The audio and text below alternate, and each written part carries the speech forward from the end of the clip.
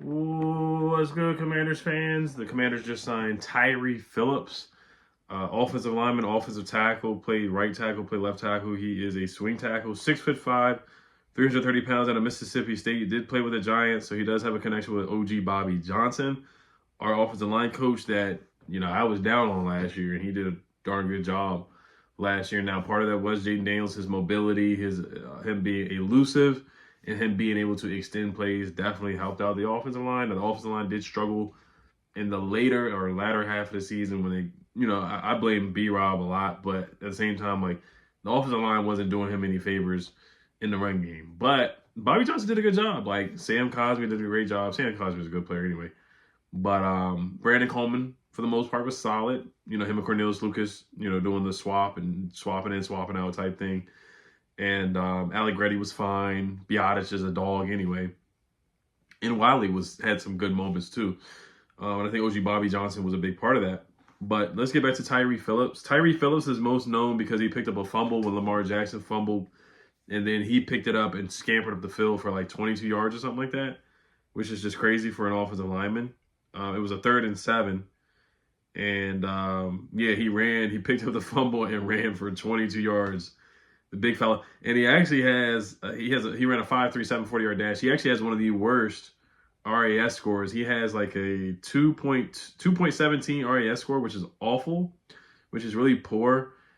His 40-yard dash was poor. His 20-yard split was poor. His shuttle drill was poor. 3-cone drill poor. Basically, the complete opposite of Brandon Coleman's RAS score and the complete opposite of Josh Carnley's RAS score. We know Josh Carnley is an athletic freak, just doing that whole Josh Carnley challenge. His broad jump was poor. His height is poor. He's 6'5".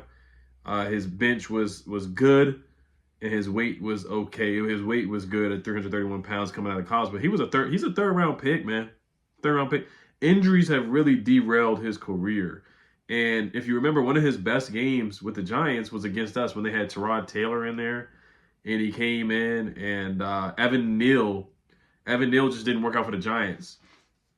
And Tyree Phillips had to come in for Evan Neal. And when he came in for Evan Neal, he played pretty well at times. So, I mean, he wasn't a world beater or anything like that, but he played well. So, yeah, on October 17th, Tyree Phillips was signed by the Giants off the Eagles practice squad. He was thrust into the starting lineup in Week 7 at right tackle in place of the injured Evan Neal and started 9 of the next 10 games. That was in the 2023 season. So remember, we went to New York and we lost to the Giants when they had Tyrod Taylor in there. We lost to them when they had Tommy DeVito as well. But that was one of Tyree Phillips' better games when we played against him, and he played really well. I mean, that's unfortunate. But if you want to look at Tyree Phillips and look at one of his best games, that's when he played well. Yeah, he had 1 pressure allowed against us, and he had an 80.7 PFF pass blocking grade in that game as well. And that was him playing at right tackle.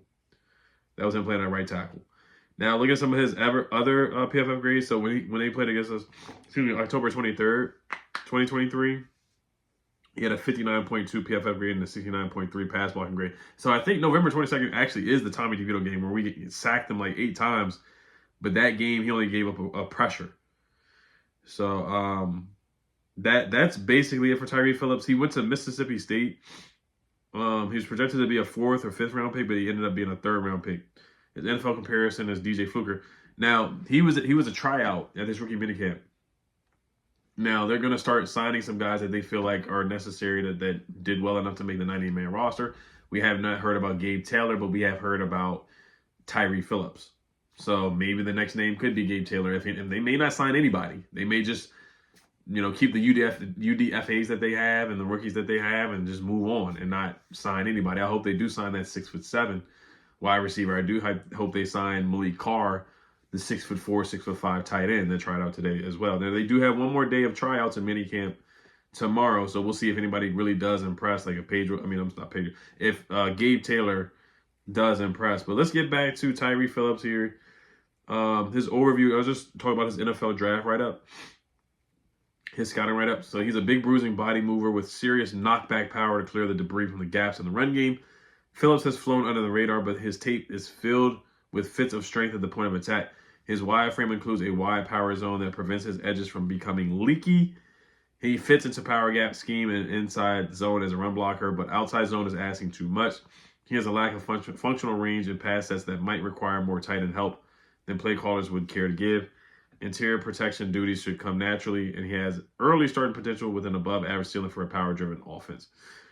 Strengths are built like a barn with broad, powerful frame, smooth skip steps for pulls, possesses road grader tendencies, rolls hips into contact, and hits the accelerator. Had good reps against Auburn's talented front, obliterates down blocks, capable of working up to linebackers on combo blocks as well. Like I said, he went to Mississippi State. He stepped into the starting left tackle job for his senior season, beginning all 13 games for the Bulldogs as well. But like I said, he went through a bunch of injuries with the Ravens. So he was placed on IR in November 3rd, 2020 with an ankle injury, and then activated on November 30th. Excuse me. And then on December 21st, in Week 15 against the Jaguars, Phillips picked up a fumble and ran with it for 22 yards. Then in 2021, September 13, 2021, Phillips was carted off the field with a knee injury in the first half of the season opener against the Las Vegas Raiders. It was revealed he suffered a torn ACL. So he suffered a torn ACL in 2021. And then December 30th, he was placed on injury reserve, putting it into his sophomore season. And then on August 31st, 2022, he was released by the Ravens. So the Ravens, they're a cutthroat organization. They just cut him. They cut a third-round pick basically after he tore his ACL. Now, third-round pick tackles, they are hit or miss. You can say that about a lot of draft picks, but Jerron Christian was a third-round pick. Like, he barely played. He barely touched the field. Braden Daniels, fourth-round pick, I think, for us, and he's gone. I don't know if he's ever really started for a team or anything like that. But you guys get the point with that. So there's some pedigree here with Tyree Phillips, man. I mean, we'll see if he makes the 53, but at least the practice squad, he could be a backup. We do have Foster Sherrell to be the swing tackle. So let's see if Tyree Phillips does get an opportunity here. There is some familiarity there with OG Bobby Johnson. So that definitely helps his case out.